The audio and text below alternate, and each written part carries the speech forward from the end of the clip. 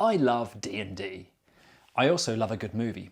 So when I stepped into a dimly lit theatre with a few campaign buddies to watch the latest live action adaptation of my favourite role-playing game a couple of years ago, I was filled with trepidation, much like everyone else I suppose.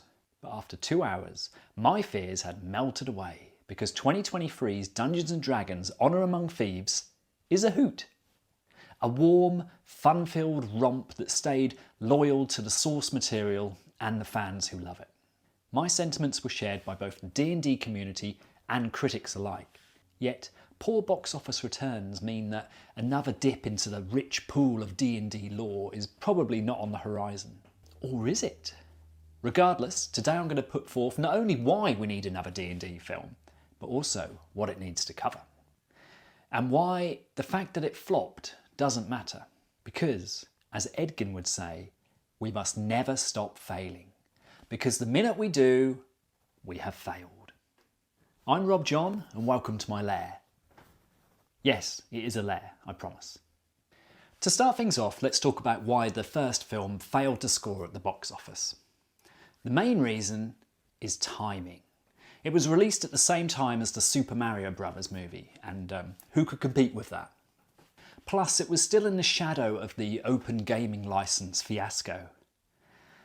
A minute ago, I said that it flopped, and that's not entirely true, and I apologise. It didn't flop, but it did disappoint the penny pushers over at Paramount who want to see faster profits. So it made $208 million in the box office on a budget of $150 million. Now that does sound like a profit, but it doesn't include things like advertising costs. Likely the overall budget was double that of $300 million. But the $208 million profit was just in theatres.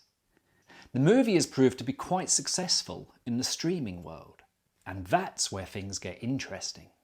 Coming to America, Chicken Run, The Dark Crystal. I could go on with other cult classics which have fostered sequels thanks to Netflix and Amazon and other members of the streaming world. And this is where a sequel becomes a little more likely. Let's not forget that Dungeons & Dragons was made by Paramount, and Paramount Plus could see big numbers by a sequel to this. Likely the thing they need to get right before this project is greenlit is the budget. The $150 million of the original is quite a lot. If they can keep it under $100 million, or more likely somewhere between $50 and $100 million, I think it would get the go-ahead. Now that sounds like an awfully large drop in budget, but this is where the writers could really excel. Focusing on a captivating story over aesthetics is one way that D&D 2 could really deliver. The first movie was highly praised for the chemistry and the sense of community between the main characters. And this is where a sequel could double down. We know Edgin's backstory of how he became a harper and how he lost his wife to his greed. But what about Holga, or Simon, or even Forge? We get glimpses of this, of course. Holga loves halflings and potatoes. But these characters deserve to go deeper.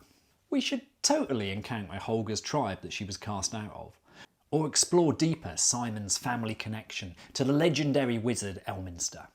Because let's not forget the meta-narrative of the D&D movie. We feel like at any minute the camera could zoom up and we'd see a bunch of people acting out these characters as they play through a campaign. The sequel should represent Campaign 2.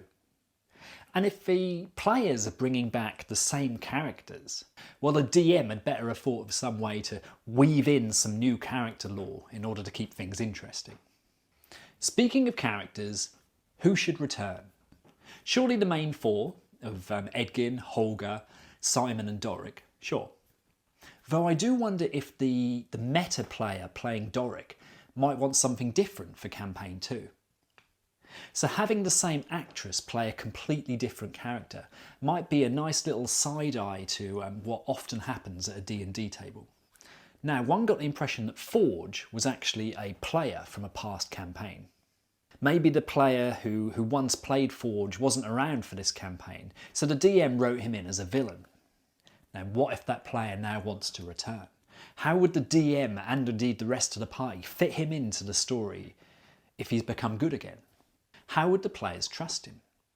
Main character or not, he's definitely someone that I'd like to see come back in some capacity. Now, speaking of returns, we have to talk about Zenk, the Paladin.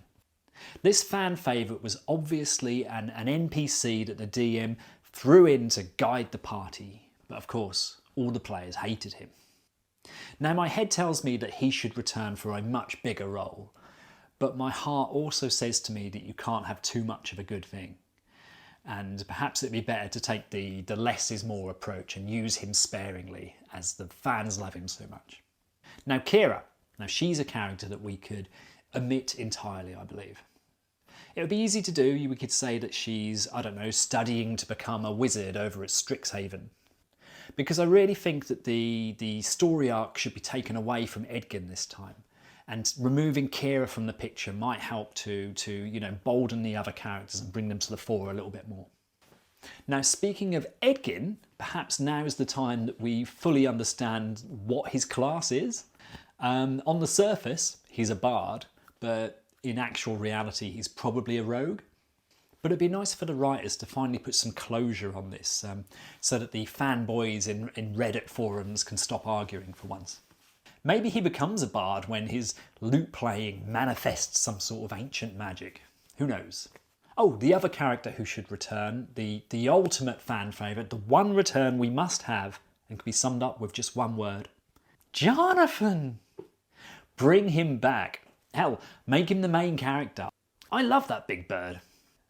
Okay, so let's talk about monsters and villains. Monsters first.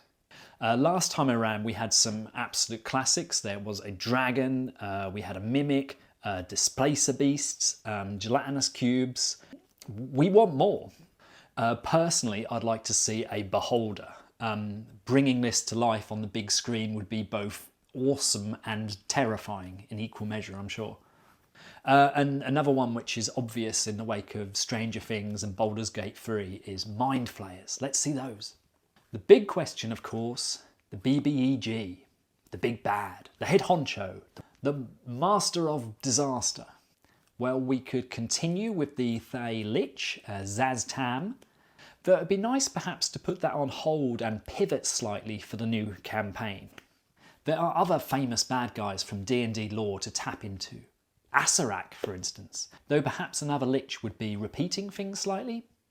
Strahd von Zarovich would also make an excellent choice, though the tone of the film would probably need to change to fit in with the gothic, Barovian flavour that he comes from. Vecna would be a good choice from a marketing perspective. Tapping into that Stranger Things audience is always a way to get bums on seats, I'm sure. But when there are so many stories to tell, doing something so similar seems like a backward step, I'm sure you'd agree.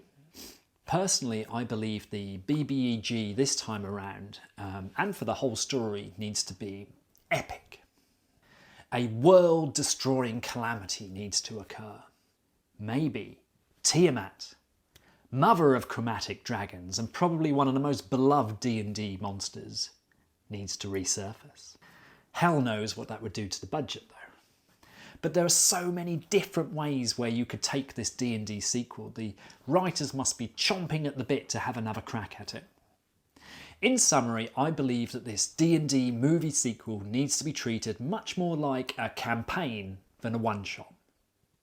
It was not an overnight sensation, but the unanimous consensus from anyone who's seen it is that people really, really like it. They want more. The franchise can level up and become so much more.